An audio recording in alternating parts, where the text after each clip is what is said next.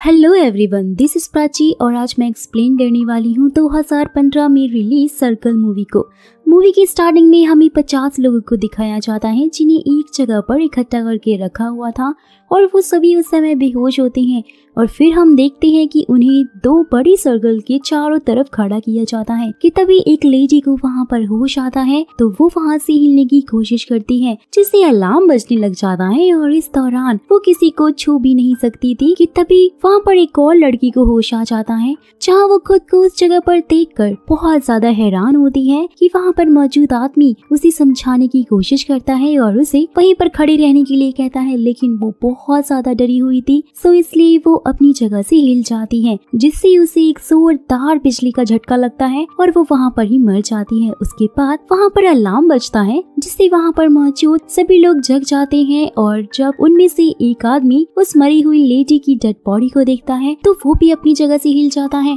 और वहीं पर वो भी मारा जाता है। यानी दोस्तों ये एक तरह का डेथ गेम होता है जिसमें लोगों को मारा जा रहा था। फिर उसके बाद सभी लोग समझ जाते हैं कि अगर वो लोग अपनी जगह से हिले तो वो बहुत ही बुरी तरह से मारे जाएंगे और साथ ही साथ वो वहाँ पर मौजूद किसी भी इंसान को छू नहीं सकते थे। फिर उसके बाद वहाँ पर मरे हुए लोगों की डेड बॉडीज वापस चली जाती हैं और फिर उन सब लोगों को ये पता चलता है कि वो लोग चूज कर सकते हैं कि किसे मरना है और किसे नहीं, क्योंकि जिसके मरने की ज्यादा वोटिंग होती है वो वहीं पर मारा जाएगा। जहाँ ये सब कुछ सीक्रेट था और कोई भी दूसरे इंसान की वोटिंग को नहीं देख सकता था तो इसलिए वो लोग ये डिसाइड करते हैं कि कोई भी किसी के मरने के लिए किसी को चूज नहीं करेगा। लेकिन उन्हें ये पता चलता है कि अगर वो लोग उन्हें नहीं चूज करेंगे तो वो डिवाइस खुद ब खुद किसी न किसी को चूज कर लेगी जिससे किसी न किसी का मरना तो खैर तय ही था। फिर उसके बाद वहाँ पर मौजूद एक कॉलेज बॉय सबको ये बता रहा होता है कि हर 2 मिनट में एक आदमी मारा जाता है जिससे हमारे पास ज्यादा समय नहीं है तो इसलिए हमें ये ना सोचकर कि किसका नंबर आने वाला है ये सोचना चाहिए कि इससे कैसे बचा जा सकता है। और जब तक हम इस चीज का पता नहीं लगा लेते तब तक हम उन लोगों को पहले मरने के लिए वोट करेंगे जिनकी एज काफी ज्यादा है, यानी कि जो ओल्ड हैं।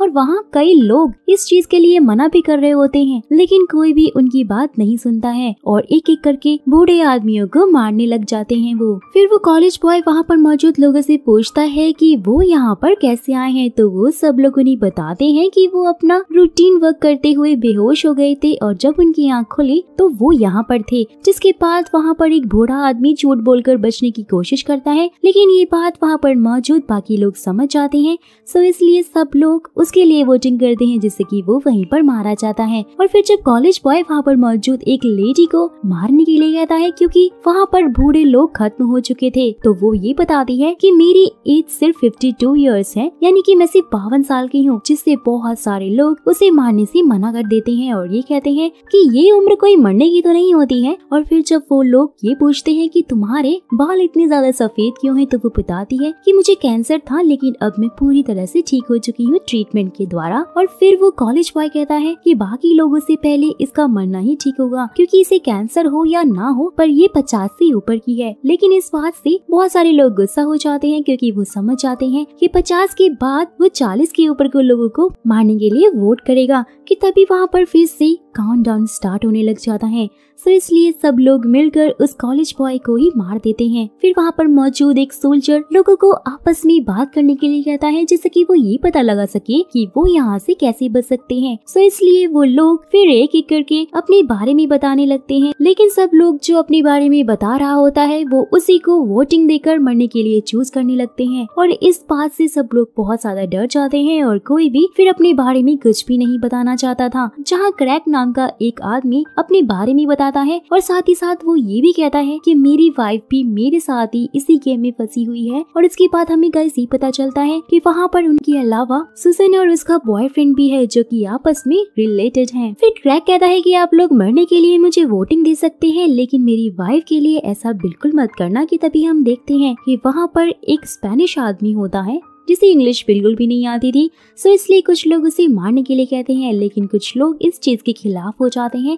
कि तभी एक आदमी कहता है कि ये बंदा यहाँ पर लीगल तरीके से नहीं रह रहा है, लेकिन कुछ लोग कहते हैं कि इस बात का कोई मतलब ही नहीं होता है, क्योंकि चाहे कुछ भी हो वो एक इंसान है, सो इसलिए उसे भी जीने का हक है। जहाँ इस दौरान गाइस लोग धीरे धीरे करके मर रहे होते हैं कि तभी वहाँ पर मौजूद पुलिस ऑफिसर एक आदमी को पहचान लेता है और वो सब लोगों को ये बताता है कि इसका नाम राहुल है। मैंने इसे इसकी गर्लफ्रेंड को बहुत ही बेरहमी से पीटते हुए देखा है, जहाँ राहुल इस चीज के लिए साफ इनकार भी कर रहा होता है, लेकिन सब लोग ये बात जान जाते हैं कि वो झूठ बोल रहा है, सो इसलिए वो उसे मारने की वोटिंग कर देते हैं। जिसके बाद उन लोगों को ऐसा लगता है कि शायद जिन लोगों ने उन्हें पकड़ कर रखा हुआ है वो ये चाहते हैं कि हम ऐसे ही लोगों को मारे जो कि बुरे हैं, लेकिन कई लोग इस चीज से बिल्कुल ही सहमत नहीं होते हैं। और फिर वहाँ पर मौजूद ब्लैक मैन अपने रंग का फायदा उठाने की कोशिश करता है कि पहले गोरे लोगों को मारना चाहिए क्योंकि उनकी संख्या ज्यादा है। कि तभी वहाँ पर मौजूद पुलिस ऑफिसर बहुत ज्यादा गुस्सा हो जाता है और इसे अब्यूज करने लगता है, जिससे लोग उसे वहीं पर मार देते हैं। फिर वहाँ पर मौजूद सोल्जर सब लोगों को ये समझाता है कि हमें इन सब चीजों को छोड़कर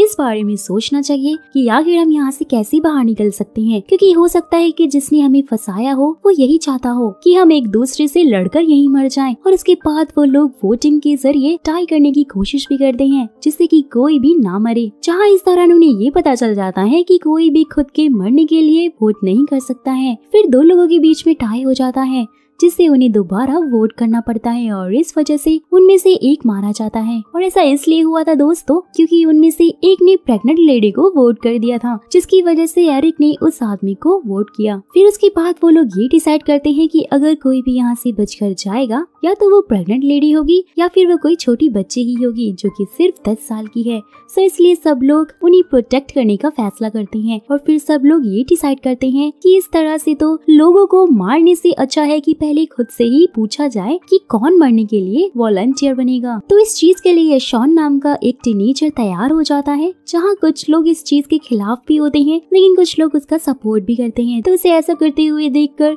एक आदमी वॉलंटियर बन जाता है और वो खुद को ही मार लेता है। लेकिन कुछ देर बाद फिर से एक वॉलंटियर की जरूरत होती है, तो शॉन फिर से इस चीज के लिए तैयार हो जाता है और वो अपना प्लेस चेंज करता है, जिससे कि गाइस वो भी मारा जाता है। फिर सब लोग वहाँ पर अगला वॉलंटियर उस सोल्जर को बनाने के लिए कहते हैं, लेकिन वो इस चीज के लिए रेडी ही नहीं होता है क्योंकि वो सालों से अफगानिस्तान में ड्यूटी कर रहा था। ये जानकर वहाँ पर मौजूद सभी लोग उसके लिए वोट करने से मना कर देते हैं। तो इसलिए एक लेडी वॉलंटियर बनती है और वो खुद को मार लेती है। एंड गाइस यहाँ पर हमें ये भी पता चलता है कि वो ऐसा अपने बेटे के लिए करती है क्योंकि उसका बेटा एक्सीडेंट में मर चुका था। फिर उसके बाद वहाँ पर मौजूद एक आदमी ये कहता है कि ये सब कुछ गॉड का ही एक प्लान है, तो इसलिए हमें उन पर भरोसा रखना चाहिए। जिससे वहाँ पर मौजूद एक आदमी बहुत ज्यादा गुस्सा हो जाता है और वो कहता है कि गॉड जैसा कुछ भी नहीं होता, ये सब कुछ अंधविश्वास है और अभी कोई और नहीं बल्कि ये डिवाइस ही हमारा गॉड है, क्योंकि अब यही डिवाइस ये डिसाइड करने वाला है कि हम में से कौन जिंदा रहेगा और कौन मरेगा। जहाँ इस वजह से लोग उसे भी मारने के लिए वोट कर देते हैं, जिससे उसका एक लड़की के साथ टाई हो जाता है। लेकिन फिर वो लड़की मारी जाती है और वो आदमी बच जाता है। फिर वो बंदा वहाँ पर मौजूद एक लेडी को परेशान करने लगता है और ये कहता है कि इसका इसके बॉस के साथ अफेयर चल रहा है, जिससे ये उसकी फैमिली को बर्बाद कर देगी। और वहाँ इस दौरान वो उसे काफी ज्यादा अब्यूज भी कर रहा होता है और गंदी गंदी गालियां दे रहा होता है, जिससे वहाँ पर मौजूद लोग उस लड़की को ही वोट कर देते हैं और वो वहीं पर मारा जाता है। फिर वहाँ पर मौजूद एक ओल्ड मैन ये कहता है कि हमें उन लोगों को छोड़ देना चाहिए जिनके बच्चे हैं और उन्हें वॉलंटियर बनाना चाहिए जिनका कोई भी फैमिली मेंबर नहीं है। कि तभी वहाँ पर मौजूद एक आदमी एक लेडी से पूछता है, तो वो बताती है कि उसकी शादी हो चुकी है और उसकी एक छोटी बेटी भी है। और इस दौरान उसे ये भी पता चलता है कि वो लड़की लेस्बियन है और इस बात से वो बंदा कहता है कि तुम पाप कर रही हो। जिसके बाद वहाँ पर मौजूद सभी लोगों को वो कन्विंस भी कर लेता है कि वो उस लड़की के मरने के लिए वोट करें।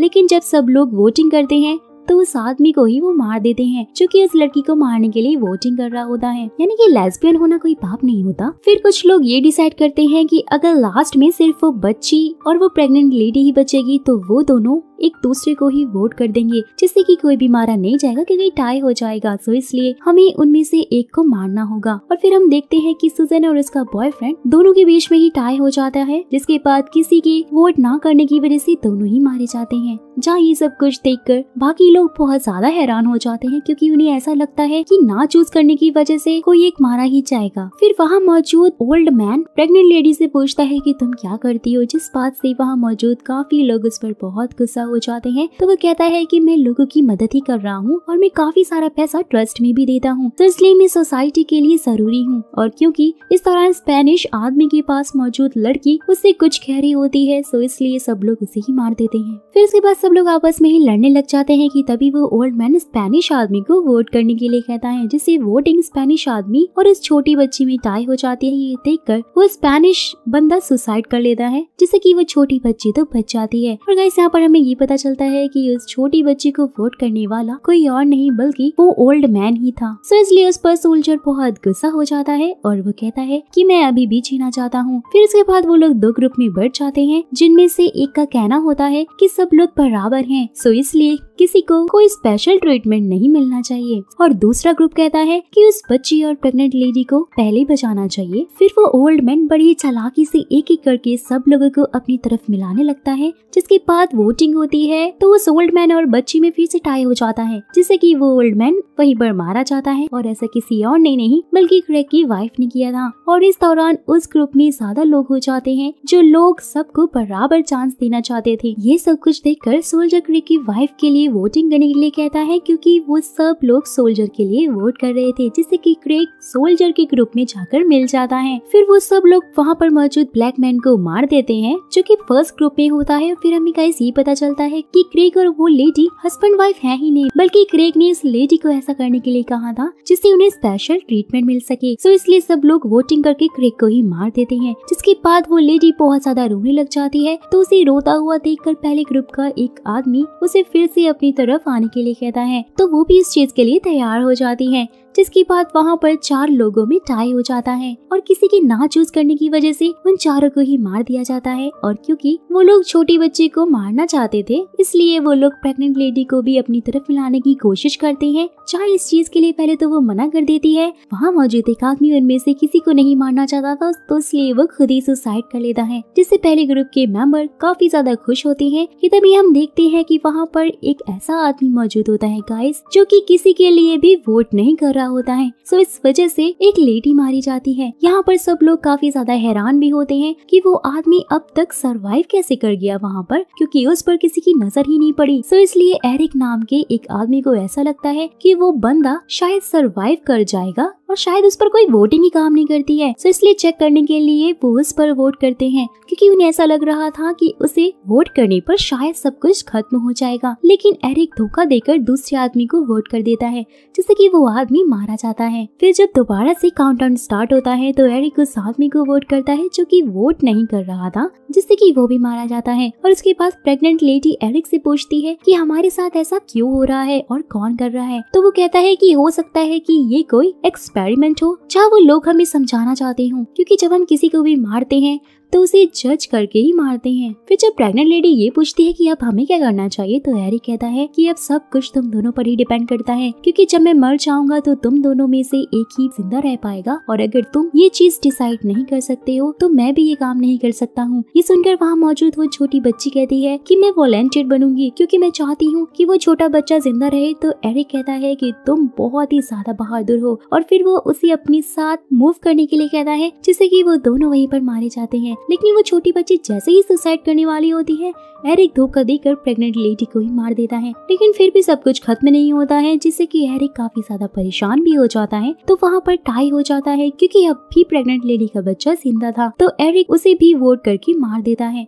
फिर नेक्स्ट सीन में हम ये देखते हैं कि एरिक को होश आता है, तो वो बाहर ग्राउंड में होता है और उसे वहाँ पर एक एलियन शिप आती हुई दिखाई देती है, जिससे गाइस हमें ये पता चलता है कि उन्हें किसी और ने नहीं बल्कि एलियंस ने ही कैद करके रखा था। और फिर जब वो आगे बढ़ता है तो वो देखता है कि वहाँ पर बहुत सारे बच्चे और प्रेग्नेंट लेडी खड़े हुए होते हैं, जिससे ये पता चलता है कि ये वही लोग हैं जिन्होंने अंत तक सरवाइव किया है। और यहाँ पर हम ये भी देखते हैं कि एरिक को अपने फैसलों पर बिल्कुल भी पछतावा नहीं होता है, क्योंकि उसे ऐसा लग रहा था हर इंसान को सबसे पहले अपने बारे में सोचना चाहिए। एंड गाइस, यहीं पर इस मूवी का द एंड हो जाता है। सो अब मैं चाहती हूँ कि आप लोग मुझे कमेंट करके कमेंट बॉक्स में ये बताएं कि आपकी इस स्टोरी को लेकर क्या राय है।